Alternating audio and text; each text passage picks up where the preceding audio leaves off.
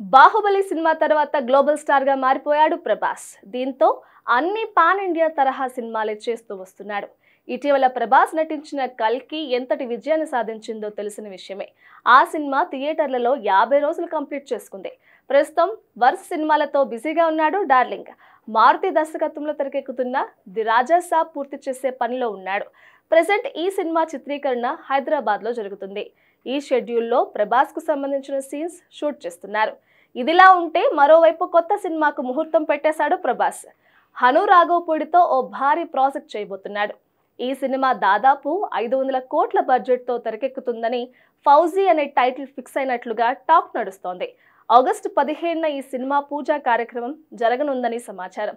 అదే రోజు first look కూడా రిలీజ్ చేసే ఛాన్స్ ఉందని అంటున్నారు. అయితే ఈ సినిమాలో హీరోయిన్ గా మృణాల్ ఠాకూర్ ఫైనల్ అయినట్లుగా ప్రచారం జరిగింది.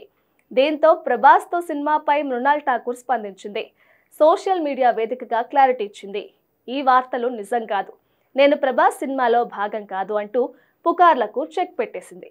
దీంతో ఫౌజీ హీరోయిన్ మృణాల్ కాదనే క్లారిటీ వచ్చేసింది.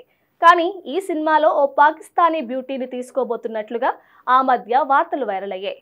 కాబట్టి ఫౌజీ హీరోయిన్ విషయంలో క్లారిటీ రావాలంటే అధికారిక ప్రకటన వచ్చే వరకు వెయిట్ చేయాల్సిందే.